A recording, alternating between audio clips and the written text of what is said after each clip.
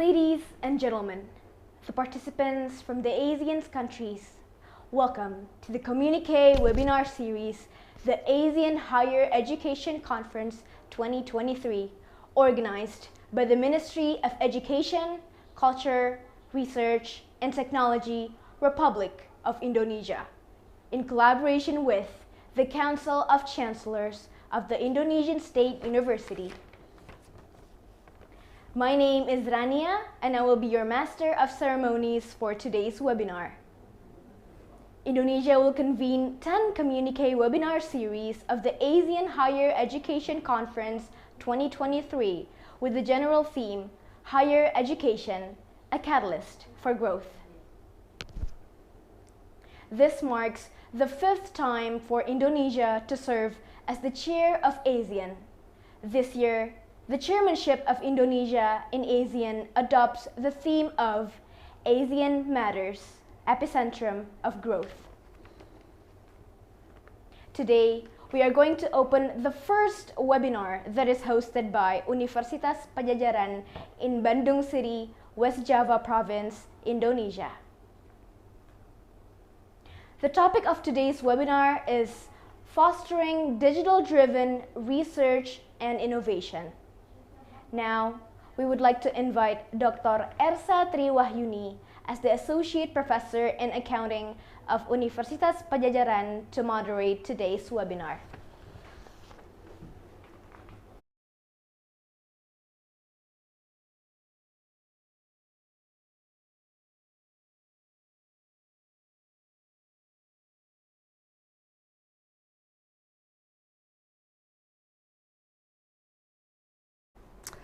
Our honorable speakers, participants, ladies and gentlemen, welcome again to the ASEAN Higher Education Conference, the first series of 2023 Communique webinar series with the theme of today, Fostering Digital-Driven Research and Innovations, Wednesday, 7th of June 2023.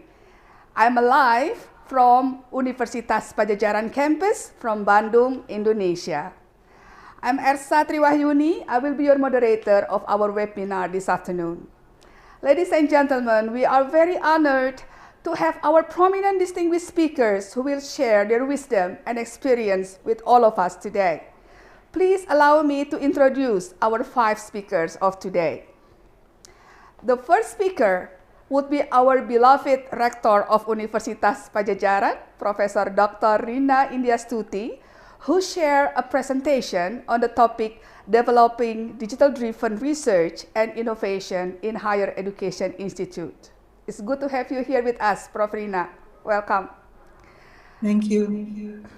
And the second distinguished speaker is the Rector of Universitas Terbuka Indonesia, Professor Ojat Darojat, who will share his presentation on the topic Ensuring Equal Opportunity in Digital Ecosystem to Universitas in Indonesia. Welcome, Prof. Ojat. It's good to have you here with us today. Good afternoon. And our third distinguished speaker, far away from Myanmar, is Dr. Kee Swin, Rector of Yangon University of Foreign Language, Myanmar. Welcome, Doctor. Thank you. He will share a presentation on the topic Strategy for Fostering and Implementing the Digital-Driven Study and Research Environment in the University. Our fourth distinguished speaker is Dr. Hazri bin Haji Kifli. Welcome, Dr. Hazri. Thank it's you good very to have much. you here with us. The Vice Chancellor of University of Brunei Darussalam. He will share his presentation on the topic of promoting digital-based initiative for digital, blue, and green research in supporting mobility. And our last but not least, our fifth distinguished speaker of today's webinar is Mr. Charampon Jotikostira, Executive Director of Bangkok Bank Public Company Limited, Thailand. Welcome, Thank you. Mr. Charampon. Thank you. He will share his experience and expertise on the presentation with the topic Connecting the Digital Ecosystem from Higher Education Level into Career Life. All the speakers offers very interesting topics of today. I hope all the participants will have a lot of benefits from the speakers today. ladies and gentlemen, and all the participants, we will encourage all of you to ask questions using question and answer chat in the webinar Zoom facilities. And before we start our session, we would like to have a group picture first. I will invite all of our honored speakers to open their camera, and the committee will have a group picture before we start. All right.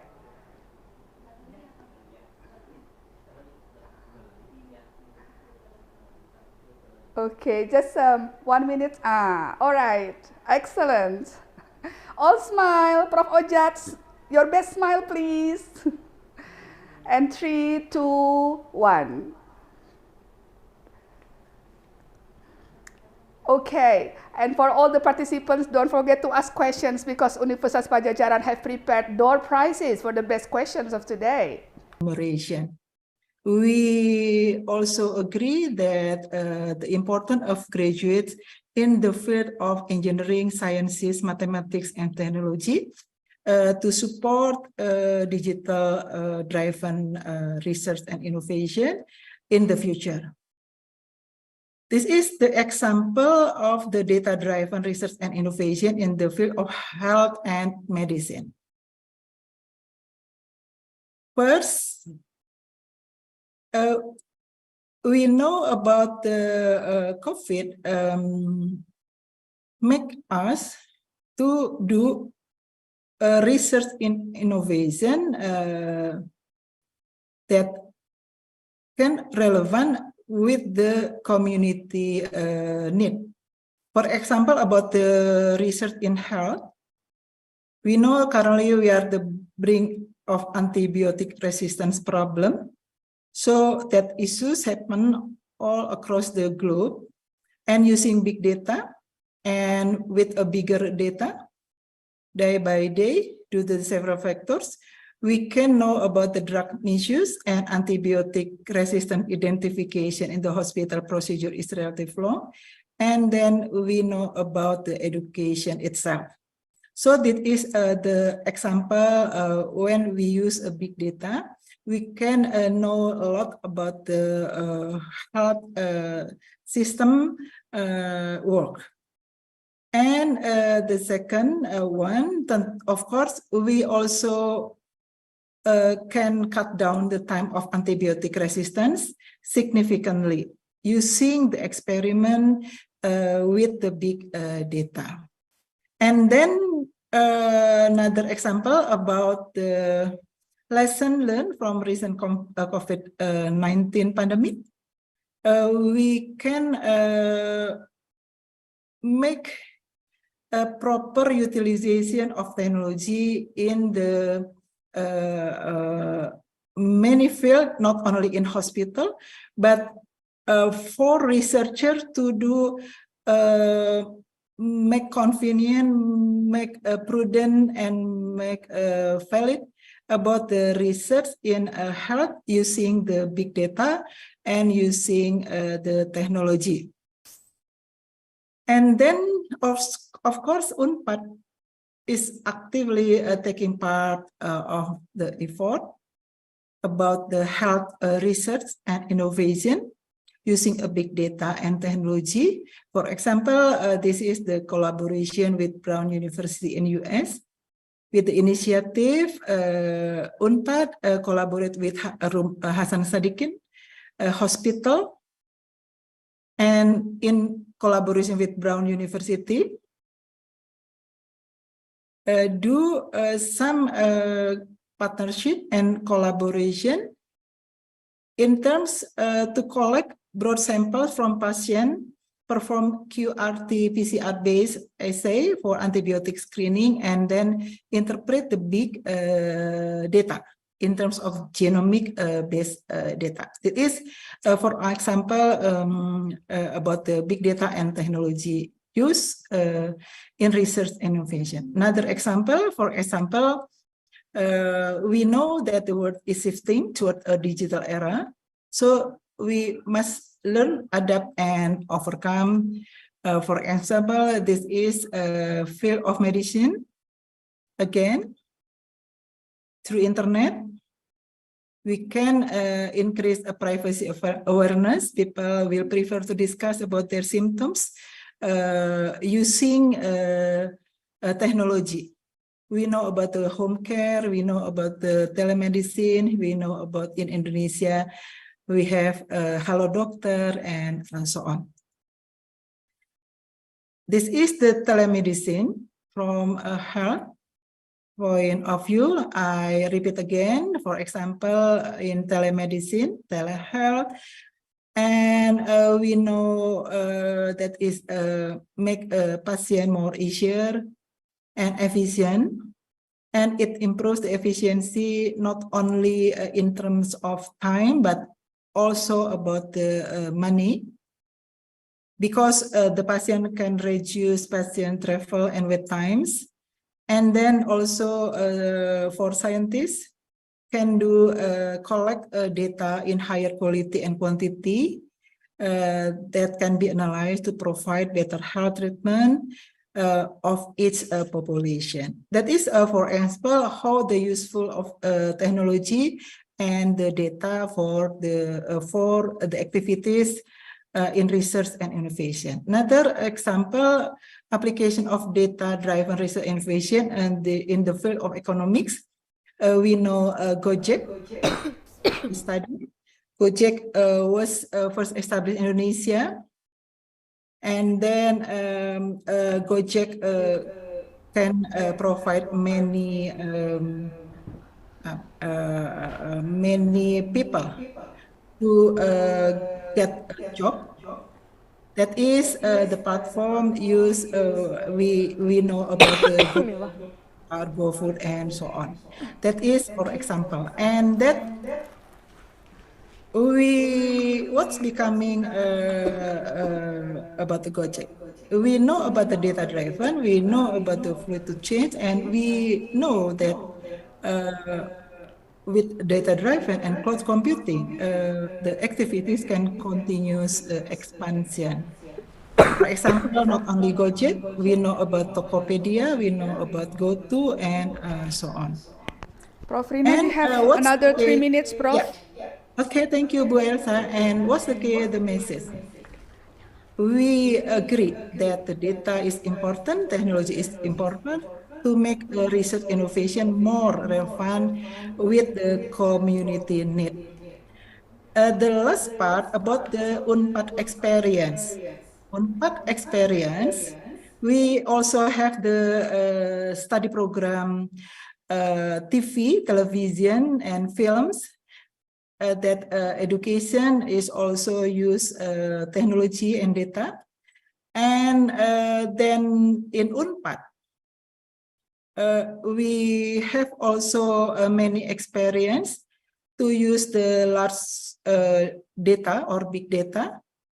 And then in Unpad, the digitalization driven for research and innovation, for example, Unpad have many research articles that related with the technology and with the big data.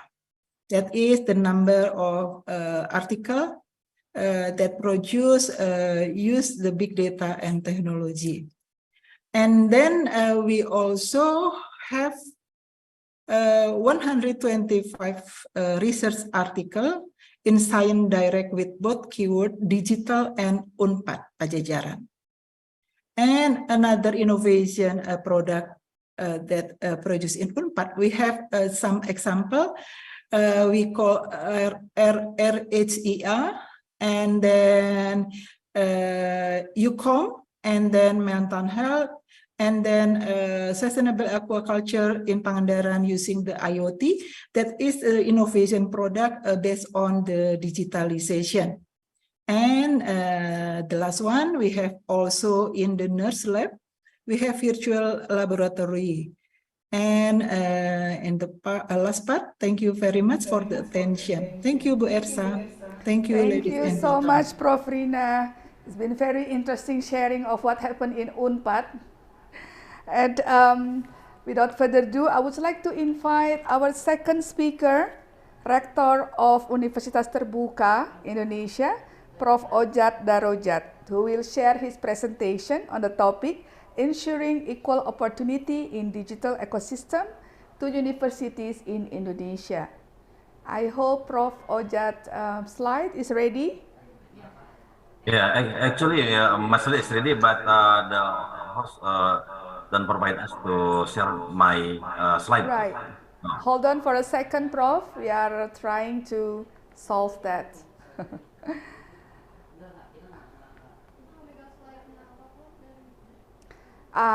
Prof. Ojat, you would like to share your own slides? No, I will share by myself. Please. Yeah.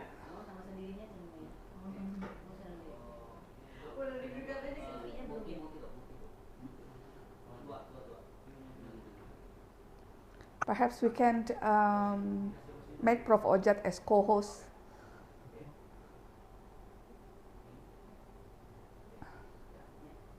All right. Can you try again, Prof, if you can share your slide now? Okay. Yes. Excellent. 15 minutes presentation. The time and screen is yours, Prof. Yeah.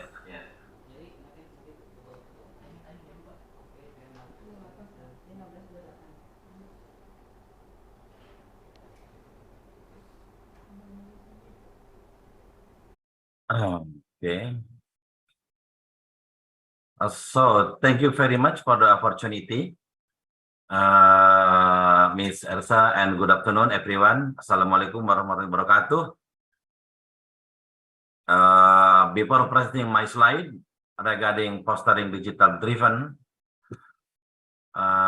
research in innovation, let me first express my gratitude and thank you to the host Asean Higher Education Conference, Universitas Padjadjaran, Prof. India Stuti, and also Prof. Gandavi from MRPTNI, and my warm regard to other keynote speakers, Dr. Hajri from Brunei Darussalam, Dr. Jyoti Kastira from Thailand, and Dr. Swin from Myanmar. My session would be focused on ensuring equal opportunity of digital ecosystem to universities in Indonesia. So in other words, how digital transformation has been regarded as an important and strategic solutions in Indonesia. And currently, technology enhanced learning, specifically online learning, becoming strategic an important agenda for all higher education institutions in Indonesia.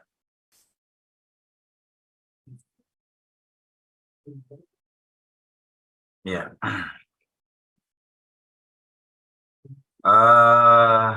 To slideshow your slide, it is not a slideshow mode in our screen, Prof. Okay, so sure. It's a bit small at the moment in our screen. Yeah. Yes, excellent. Thank you, Prof. Yeah.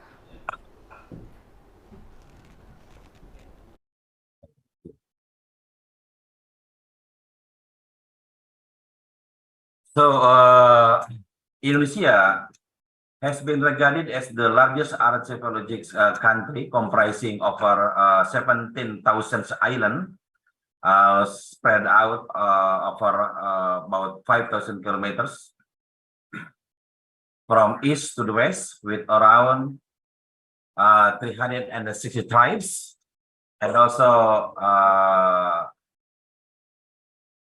280 million people. And currently, from the figure,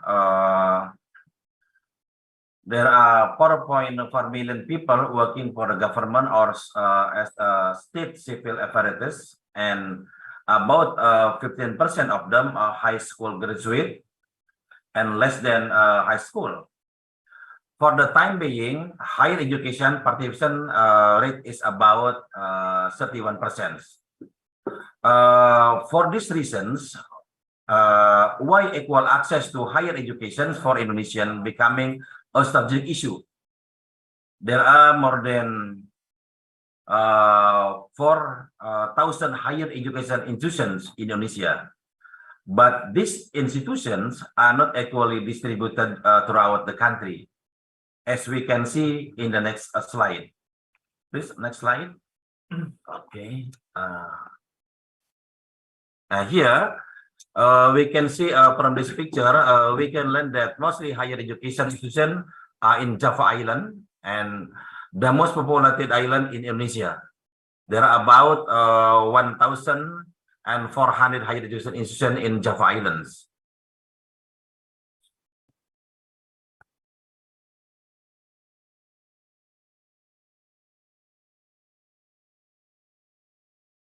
Oh, yeah.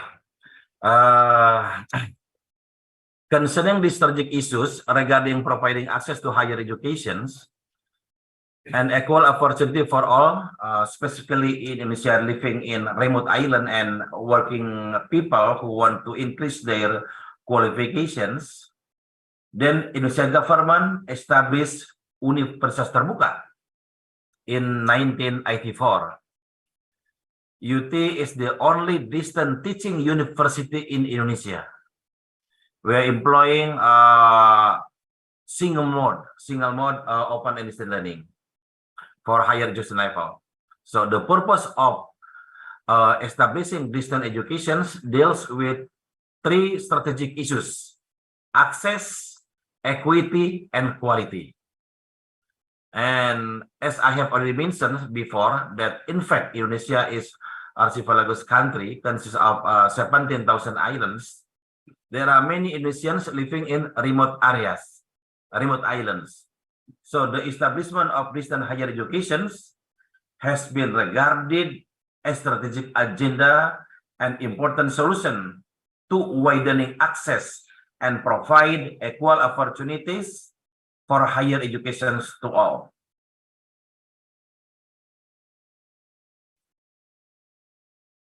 As a distance teaching university and to support our operational program, UT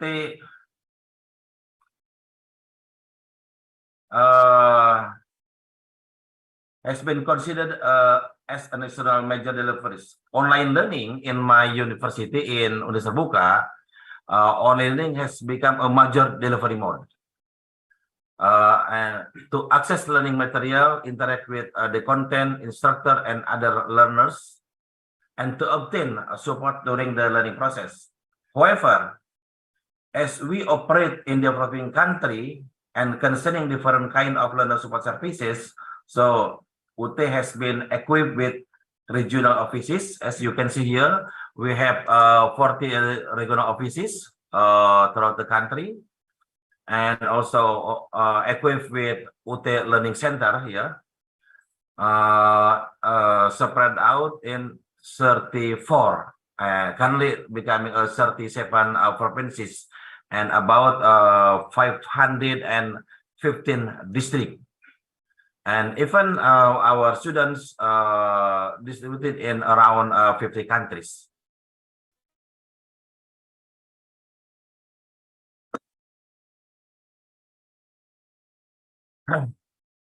As a distance teaching university to support our operational program, UT has invested huge money to buy all necessary IT equipment, including invest for developing virtual private network (VPN), supported by Telkom, Indosat, Iconpass, etc.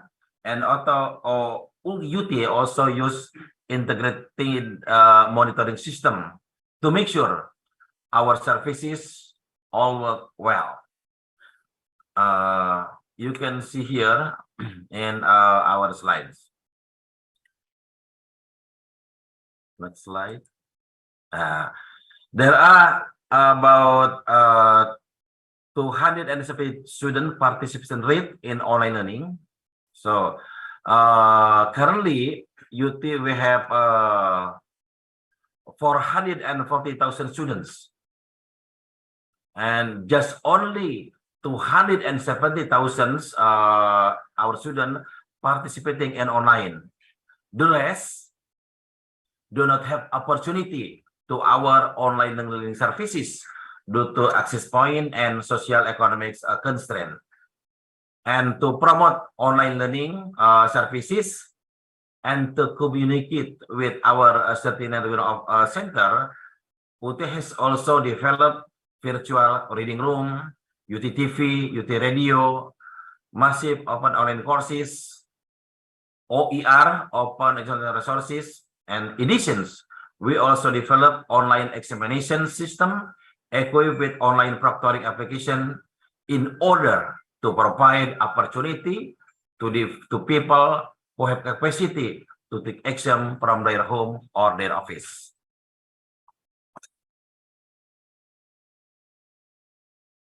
So this picture show our national networking in Indonesia. Universitas Terbuka working together with other higher education institutions serves and provides equal access to higher education in 550 districts all over the country. And we have also served our students in around 50 countries. And this is Indonesian migrants, workers in overseas, and mostly of them in Saudi Arabia, and Japan, Taiwan, Hong Kong, Malaysia, Singapore, and also Brunei Darussalam and South Korea.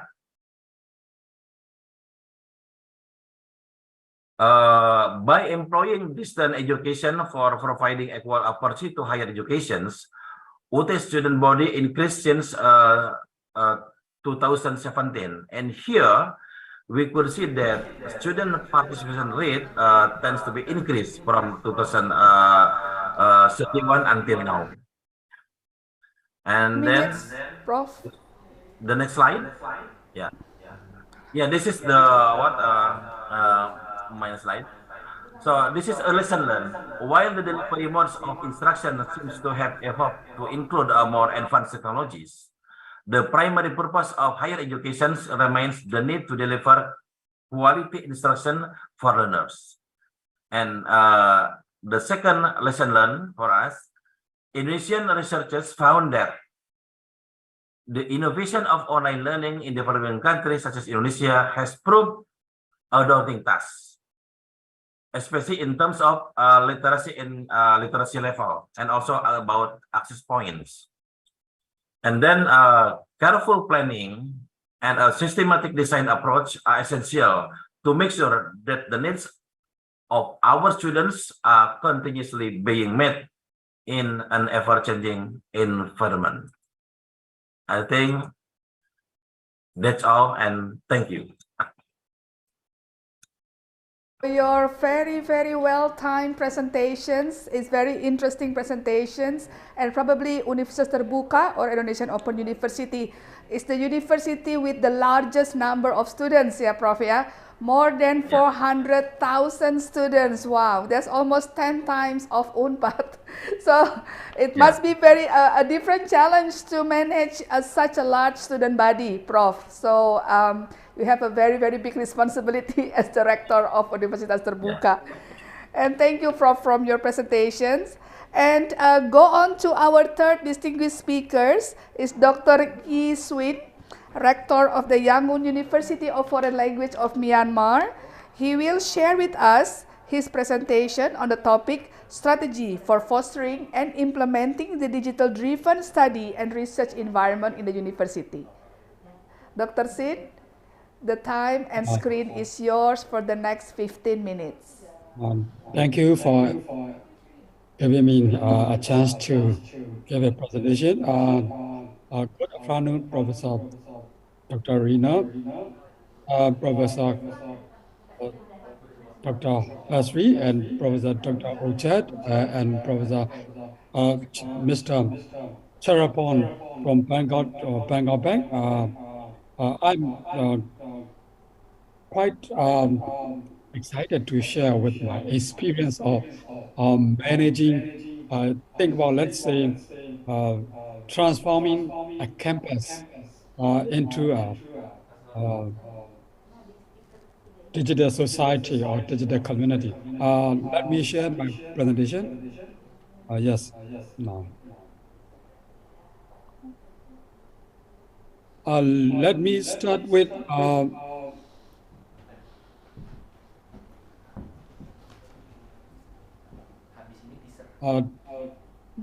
sharing information about my country. Actually, my country is not very far away from Indonesia, and we are very close, very close. We are quite familiar with Indonesian brothers and sisters, and I am also a familiar face in ASEAN. So I work for ASEAN Qualification Reference Framework, and I work for UNESCO. So I have been to Jakarta and Yogyakarta for many times. So therefore, I'm quite friendly with Indonesian people. But however, let me talk about my countries for 1 or 2 minutes. We have a 10-year goal, our National Education Strategy Plan. So let me talk about it first. It is to produce many more intellectuals and intelligentsia, and to improve the quality of teaching, learning, and to encourage applied research and innovation.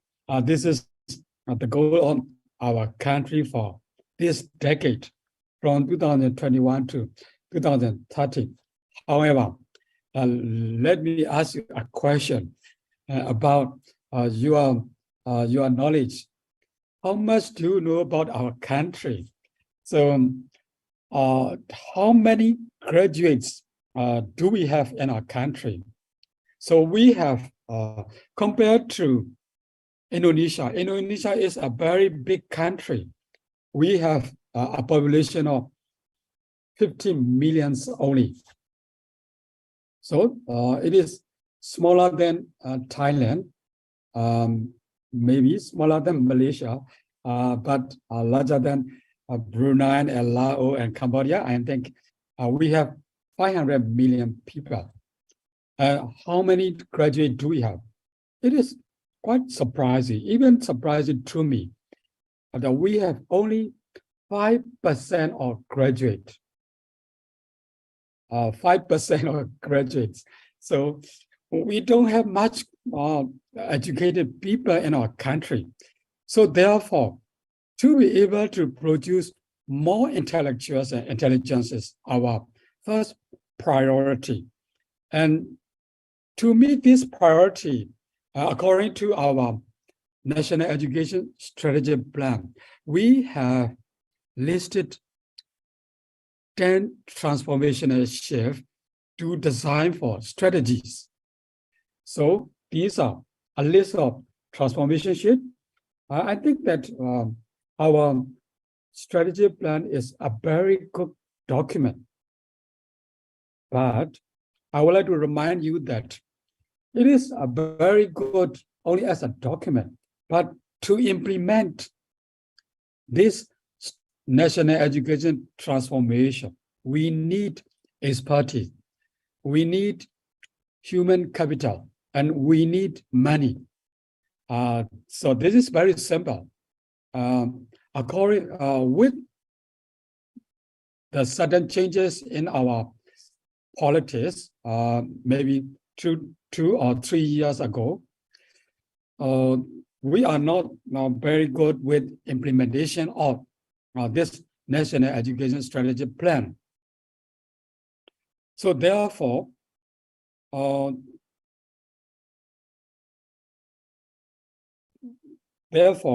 we have, what I mean is we have a lot of challenges to be able to implement or to meet the objectives we set maybe 3 years ago. So this is our national scenario.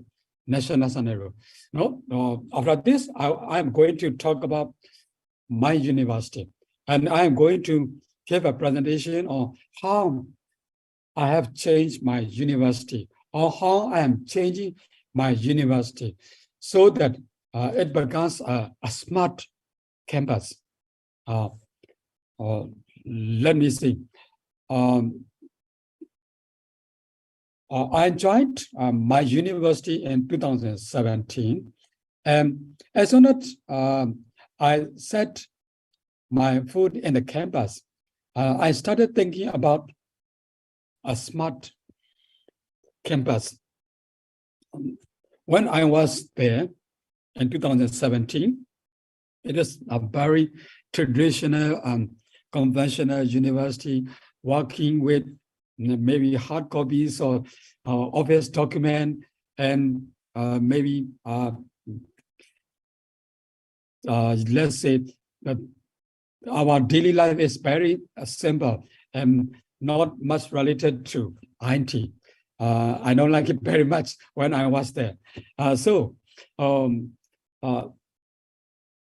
Fortunately, I visited Central European University from Hungary, a very modern university, in 2017, and in 2018, and I visited Vienna University of Business and Economics and Business University. So both universities are very modern, very up to date. They are fully digital driven, and I was thinking about how I can change my university into what I want, a smart campus. So let me talk about the history of my university. My university was established in 1964 as a small language training school. It was started a very small language training school in the downtown of Yangon, under the supervision of the president office there.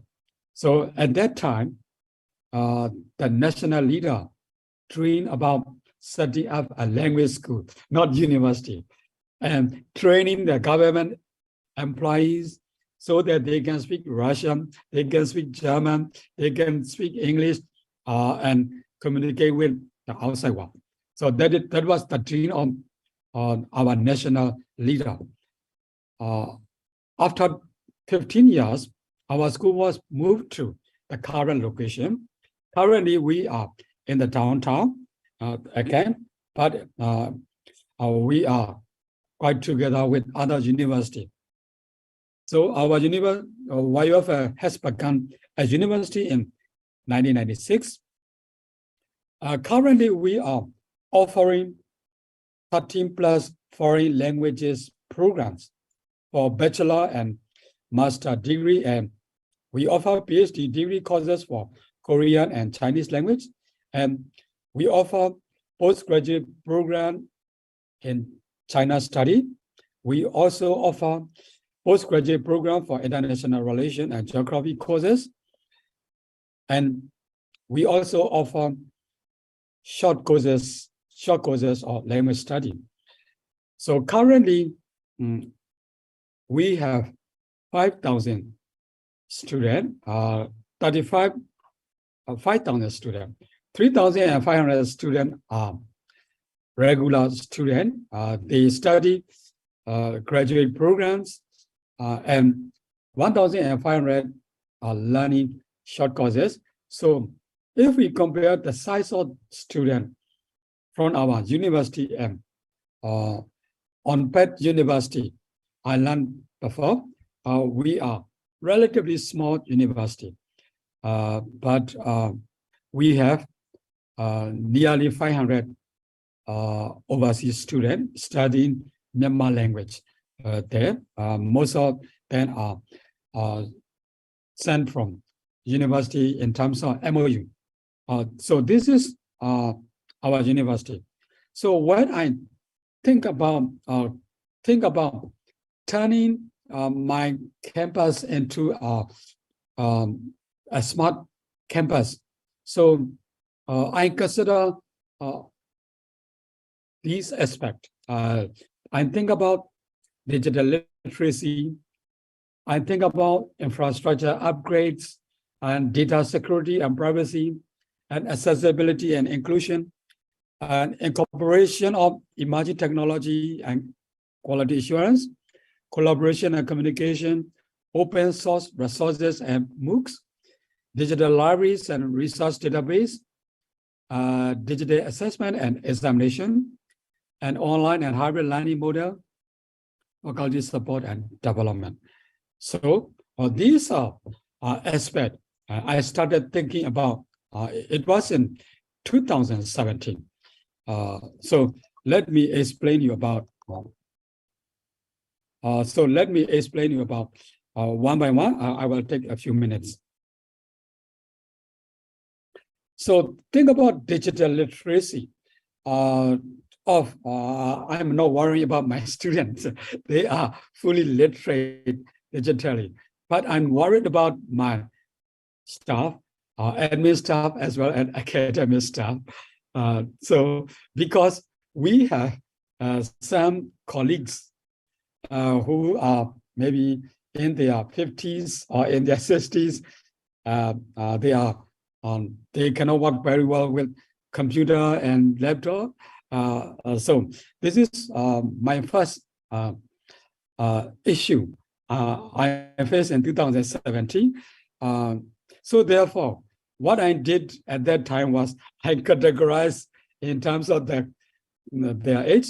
I gave a group name. I called G1 for those who are over 50. I call G2 for those who are over 50. And I call G3 for over 30 and G4 for over 20. So we have around about 200 faculty members in my university. And then, I am also, I belong to G1. I'm nearly 60 here now. But my colleagues with as old as me, they are not quite happy to work with computer and laptop. This is my very first problem, because think about COVID you pandemic. You have 2 more minutes. I'm sorry, Dr. Swin. You have 2 more minutes. Sorry. You have 2 more minutes, doctor. 2 more minutes.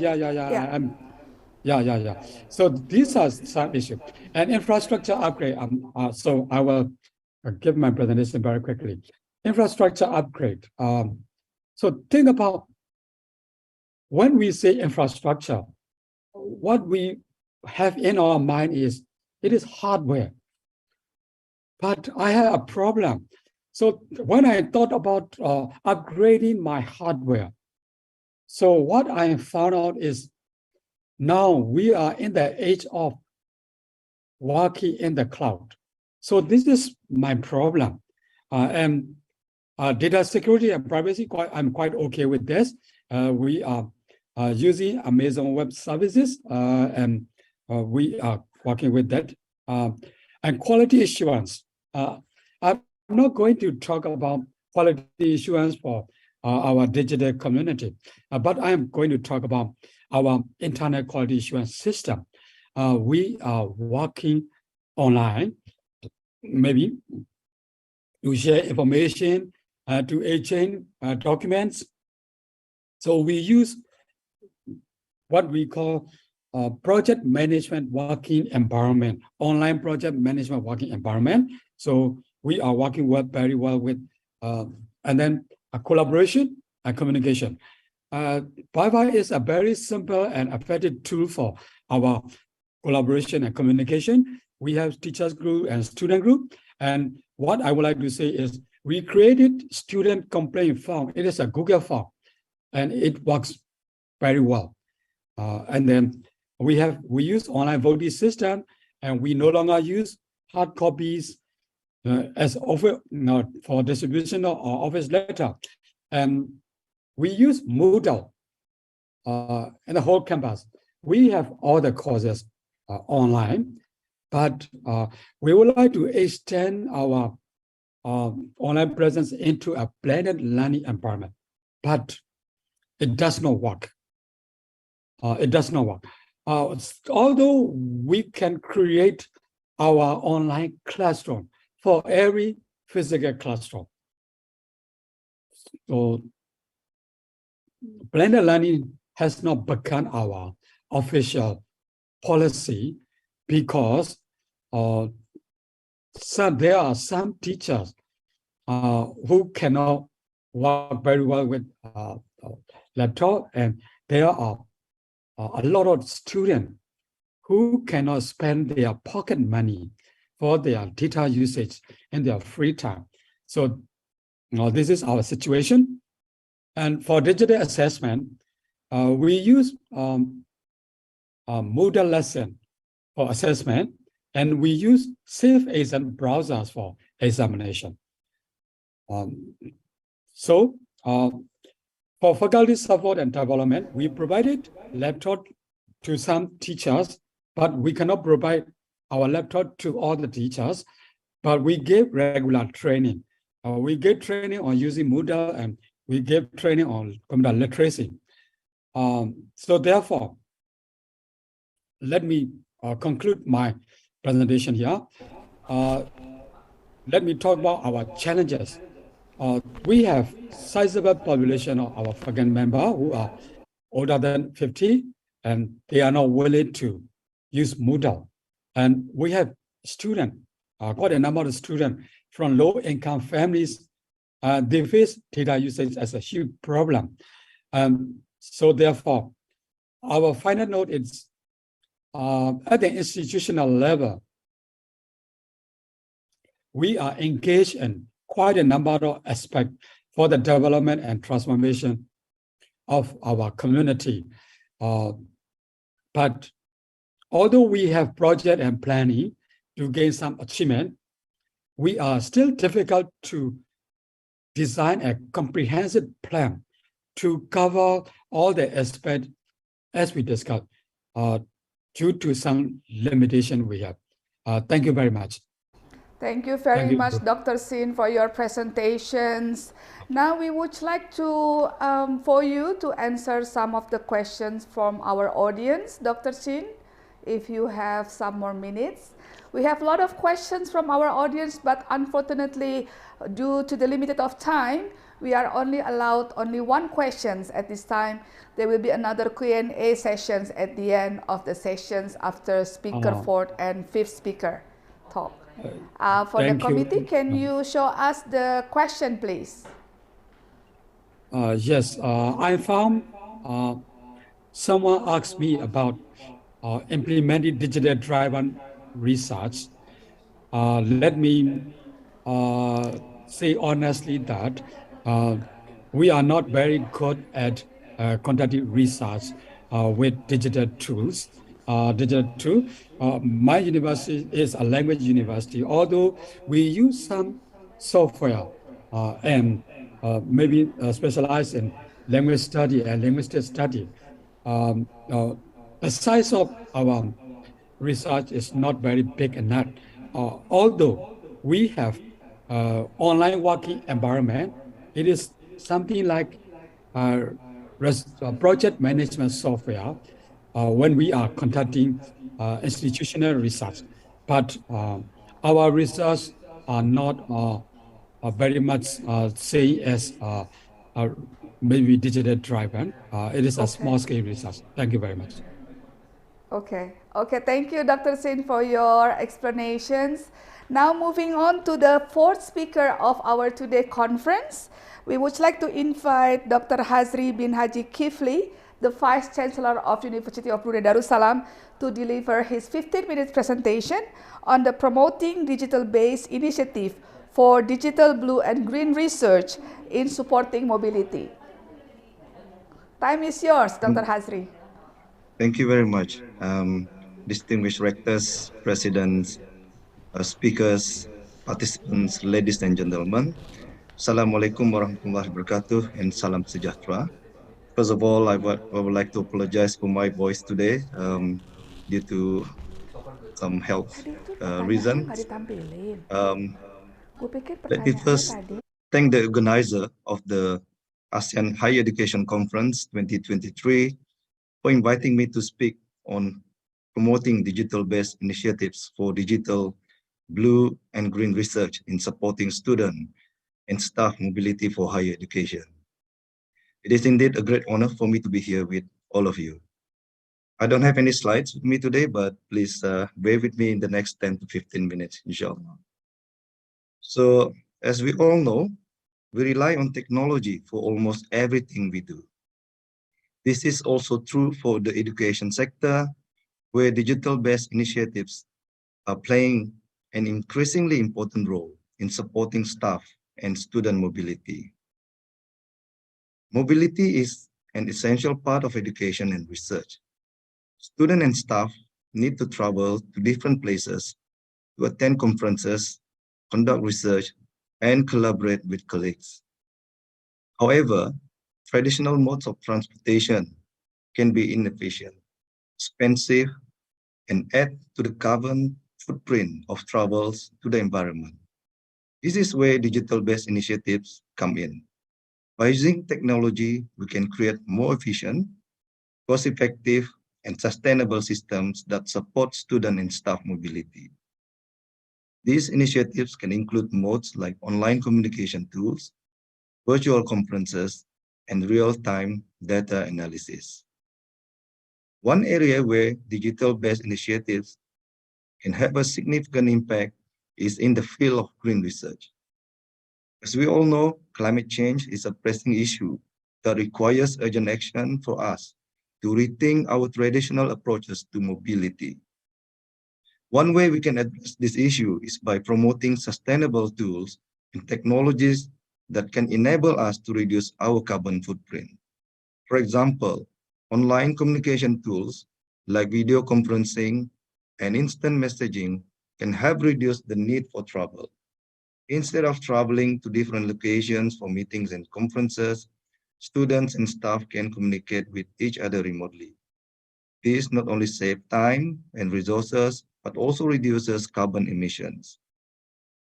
In University Brunei Darussalam, we have introduced the UBD Collaborative Online International Learning, or UBD COIL, which enables academics and students from UBD and international partner universities conduct online projects and teach modules in a global, collaborative, and effective environment.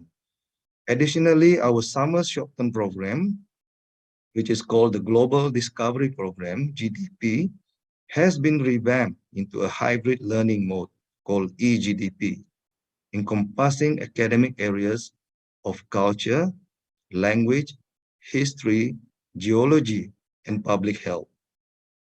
The digital implementation of this experiential learning program has been proven successful, attracting significant participation from international students. Another area where digital-based initiatives can have a significant impact is in the field of blue research. This refers to research that focuses on the oceans and other bodies of water. With over 70% of Earth's surface covered by water, it is essential that we understand and protect our oceans. Digital-based initiatives can help us achieve this goal by providing us with tools and technologies that enable us to monitor and analyze the health of our oceans.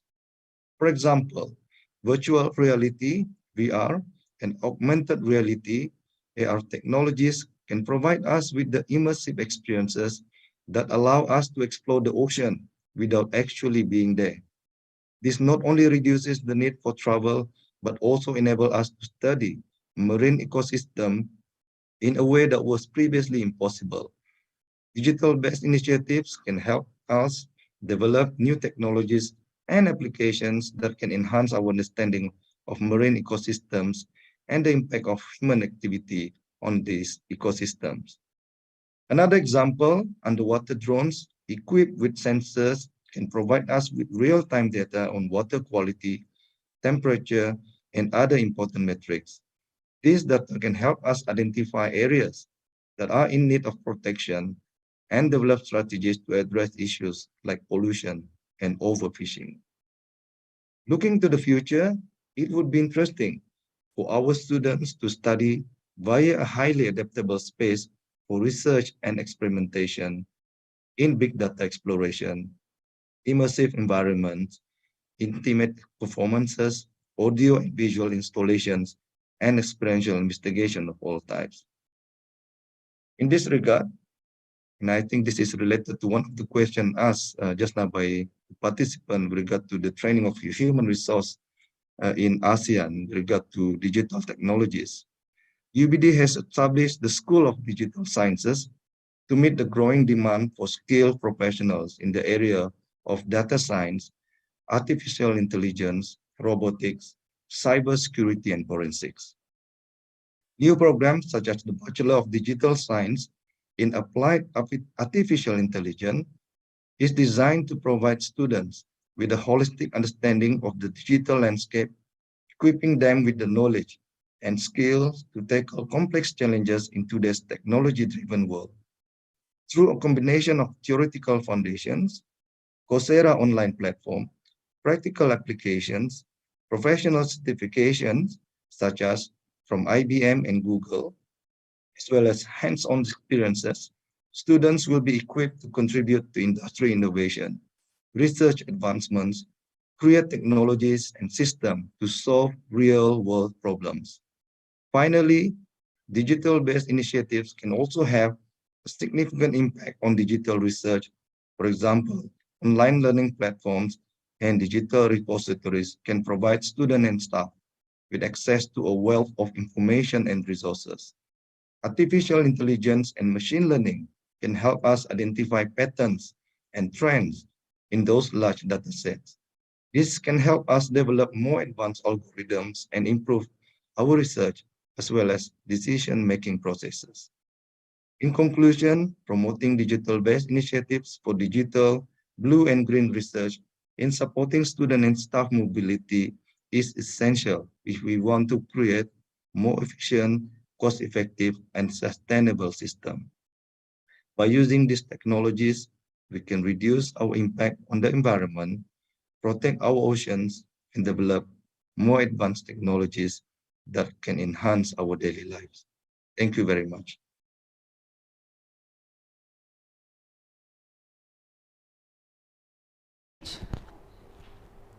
Thank you very much, Dr. Hazri, for your presentation and for your speech. And we understand that you have further important engagements, so you need to leave early.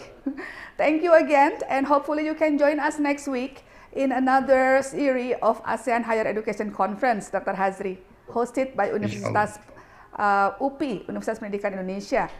And ladies and gentlemen, and for all the participants, before we are closing our conference to the fifth speaker, let's watch the video of ASEAN Higher Education Conference 2023.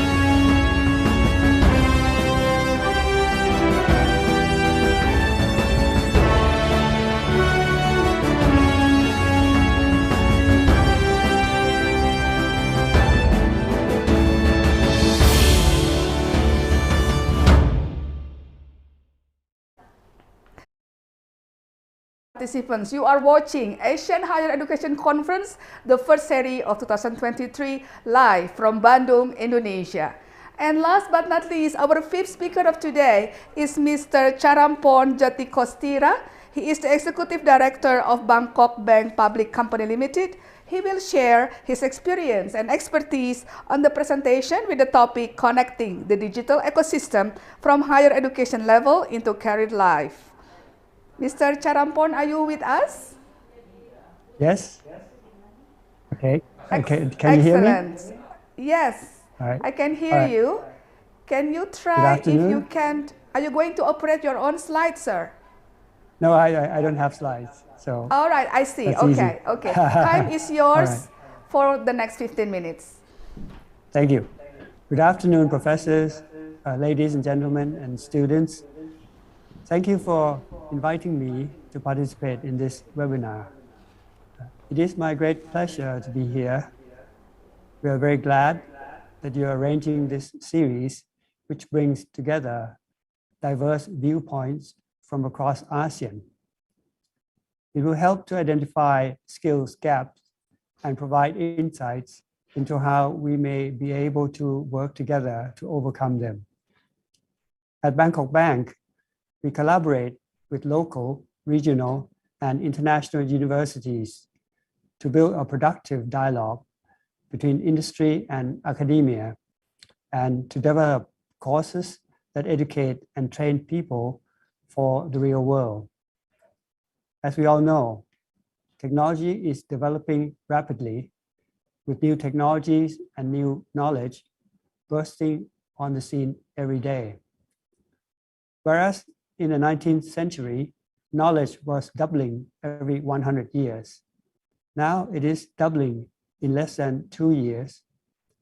2.5 quintillion bytes of data are being created each day, and the pace is quickening. With the growth of AI and the IoT, 90% of all the data in the world was generated in the last 2 years. So, how can we keep up with this exponential growth in knowledge? From our bank's perspective, if we can capture, analyze, and use this data, we can properly know better way to better serve our customers. For example, with more than 95% of our customers' financial transaction now taking place on a mobile phone, we know what people are buying, where they are going, and what their preferences are. We can use this information in many ways to provide people with the tailored financial services they need at the right time. To do this, we need many highly skilled people, such as data engineers, data scientists, and AI engineers. This rapid pace of change also presents a challenge for universities. To be frank, many are struggling to keep up. They have been educating people using traditional methods, but today education is being disrupted by AI chat, IoT, smart systems, robotics, and other tech. This rapid change is also very challenging for industry. Since graduates are not well equipped for the digital economy, how do we train them? And how do we reskill our existing people to keep up with the new needs? One way we are tackling this at Bangkok Bank is with our Tech Adoption Challenge program. We launched this internal innovation program in 2021 to drive our digital transformation and enable staff to be change champions. It uses low or no code platforms to enable people who have no coding skills to become citizen developers. It also relies on new ways of working. To achieve our goal, we adjust internal procedures, foster our people to use analytical thinking to solve problems, and help them to apply the knowledge learned on actual development work through coaching by more experienced people. This enables our staff to be able to utilize modern tools to solve problems and create business value for the bank. We're also continually applying new ways of working to improve our quality and productivity, such as design thinking, customer experience mapping, and scaled agile frameworks. Real breakthroughs and innovations usually requires forward thinking and cross-disciplinary teams who aren't held back by pre-existing ideas or barriers. So it is important to set this up right from the start. In preparing for this talk, we asked you to supply us with some of the questions that you have. And so I will endeavor to answer these from our perspective in Thailand financial industry. The first question was, you have asked how university can keep up with the evolving technological ecosystem in their teaching. Given the massive rate of change, universities need to be flexible in designing their curriculum and be aware of what the market needs, as well as different teaching and learning methods. You can work with leading digital companies and provide professional courses using company platforms and system and curriculum. You may also look into granting students official professional certificates once they pass industry standard examinations. Companies such as Google, Microsoft, and Alibaba have their own academies. In Thailand, bank and tech firms such as Shopee and Grab are also trying to adopt similar concepts that are providing training spaces and digital related skills for their business customers. This is alongside a more traditional approach where banks partner with academic institutions to offer training, special programs, or even credit courses. The next question you gave us is, how do we close the skill gap and solve mismatch between new graduates and demands of the job market? Industry requires graduates with relevant, up-to-date skills, but existing faculty curricula is becoming outdated faster than ever before. This means university-industry linkages need to be constantly reviewed. Moreover, the traditional in-depth single-discipline approach is now insufficient, given the multidisciplinary nature of the world today. For students, rather than having a narrow focus on specific technology, developed skills needed to be agile, adaptable, able to cope with change and transformation, and see them as part of your everyday life. Graduates need to be able to think critically and adopt new tools, the ways of working. These, along with the ability to add human value to technological solutions, are the key talents we look for and aim to develop at Bangkok Bank. Next question is, how can we help students manage the cost of higher education? Well, in Thailand, students can apply for the National Student Loan to cover their educational costs and repay the loan in installments after they gain employment. Many companies, Bangkok Bank included, also provide scholarships on an annual basis. Another questions are industry open to foster a culture of lifelong learning? Industry certainly endorse lifelong learning, as upskilling and reskilling and new skills development are crucial to their competitiveness, let alone survival. While we may providing training in soft skills, the lifelong learning mindset has to be implanted in students during their university years. Otherwise, they may not be able to adapt to change in the workplace. Lifelong learning is an important focus for us at Bangkok Bank. We promote a lifelong learning community where employees can attend a variety of training courses covering working, self-training, analytical thinking, and hard and soft skills to prepare for work in the future.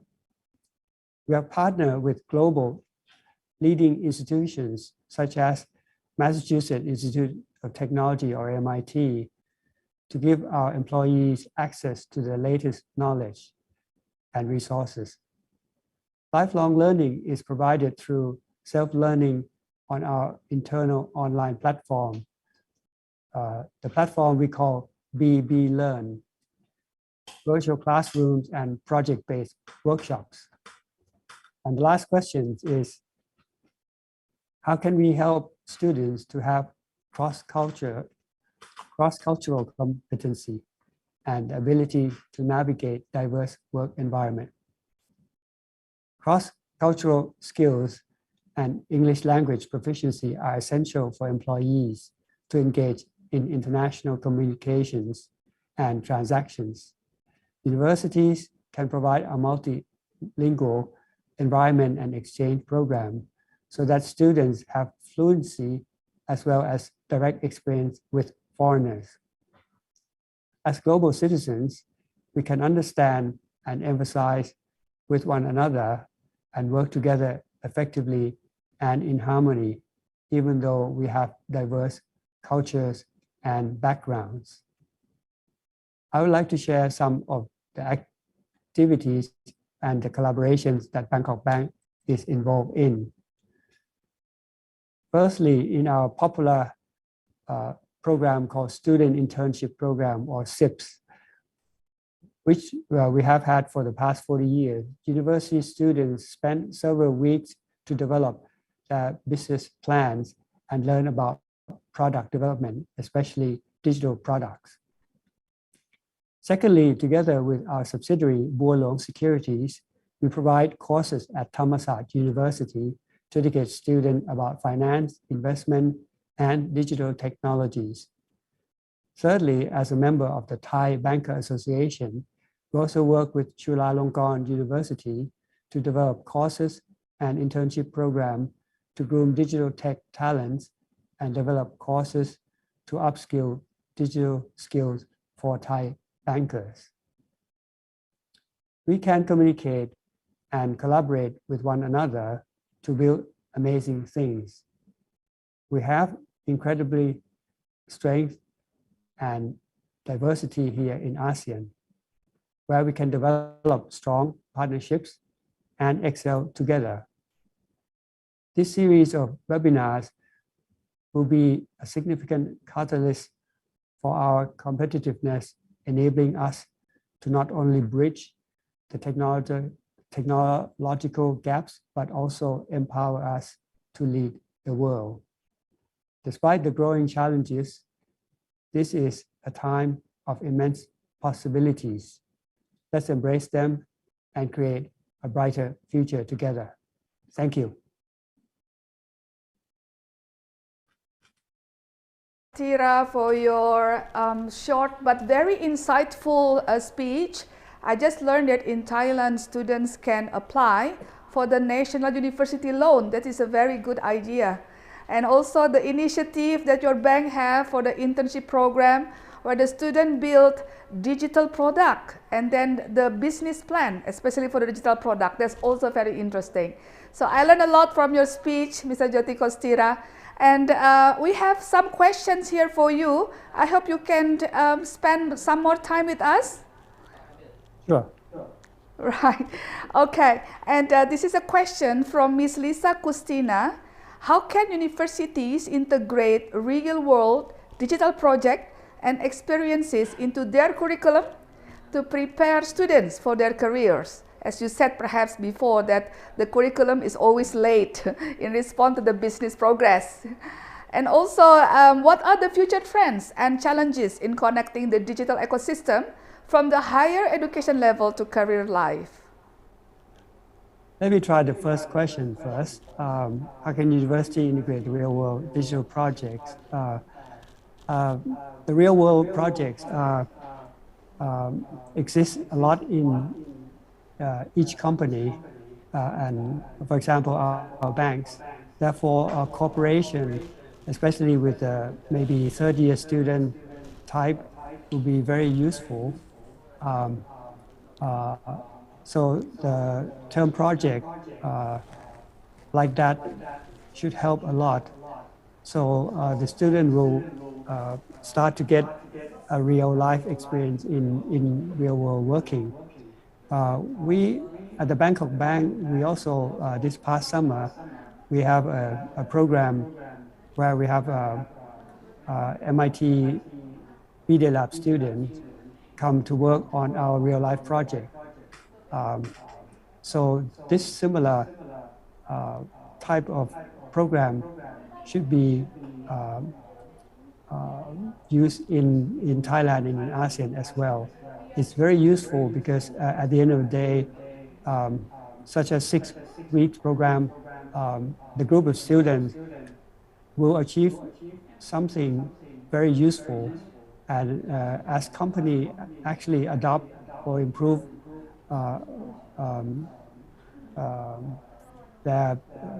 the result of the project, the student can learn how they can apply that knowledge to actually help real life businesses. And I think the summer program also another opportunities that the university should not miss for your own students.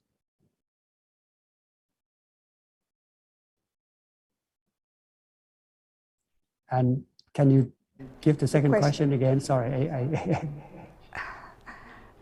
Yes, can we put Lisa question again on the screen? For the second questions, I think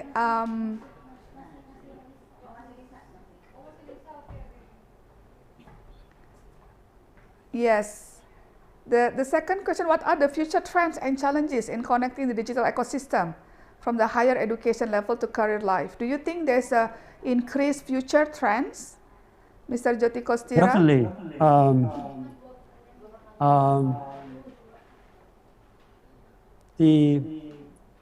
The alarming trend is that the amount of data grows exponentially, and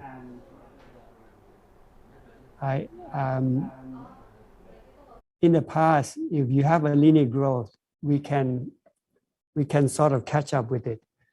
But when the growth starts to become exponential, I mean, you know that anything exponential, it cannot continue forever, right? I mean, something got to break.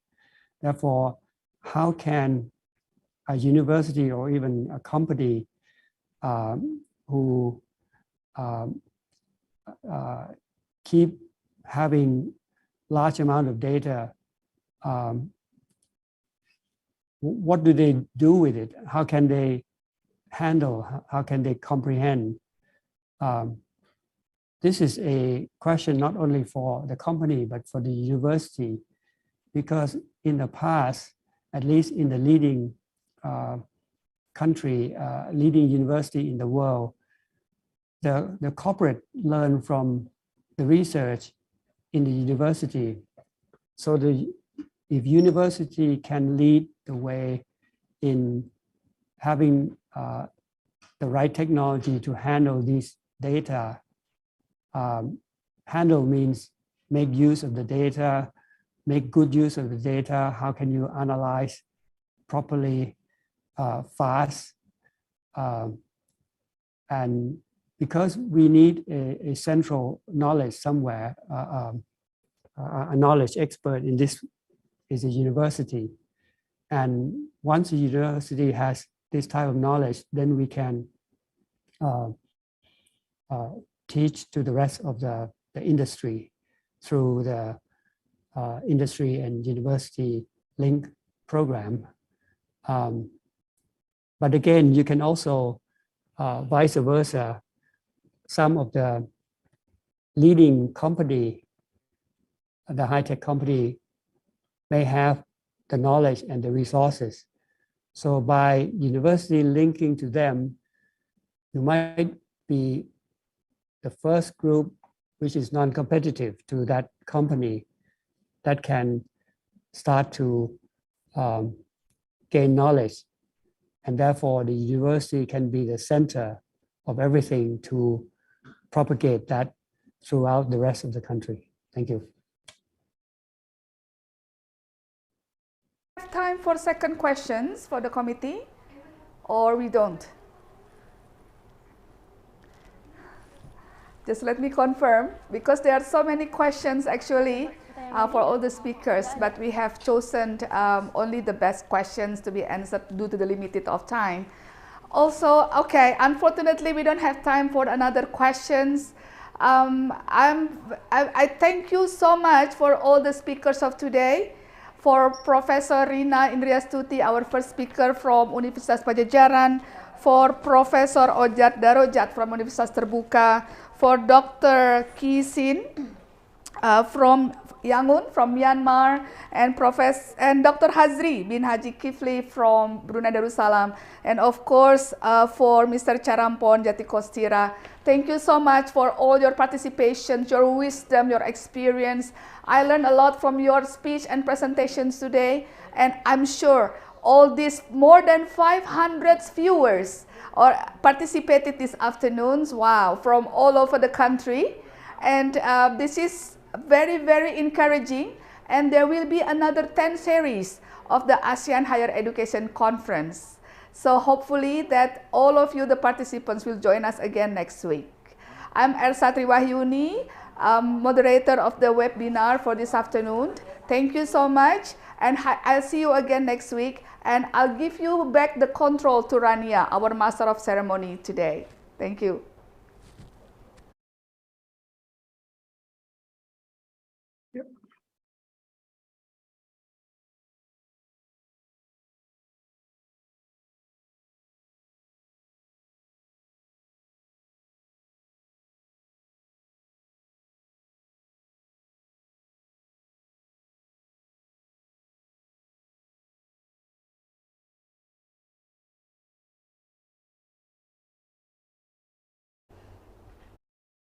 We are delighted to witness such tremendous enthusiasm and active engagement during the Q&A session. Now, moving forward, it is our privilege to announce the fortunate winners of the door prizes for this webinar. Congratulations to Lisa Kustina and Muhammad Ihda Hamlu Liwai Sunati. The organizing committee will be sending instructions to each of the winners on how to claim the door prize you have won through the chat box. Now, we have finally reached the end of today's webinar. We would like to inform all of the participants that the second webinar series of the 2023 ASEAN Higher Education Conference will be held under the topic of Higher Education and Industry Connectivity in ASEAN Quality Assurance and Mobility on Wednesday, June 14th, 2023, which will be hosted by Universitas Pendidikan Indonesia. On our behalf, I would like to thank all of the honorable speakers and participants who have attended today's webinar until the very end with such enthusiasm. I am Rania, and I am signing out as today's Master of Ceremony. Thank you and have a wonderful day.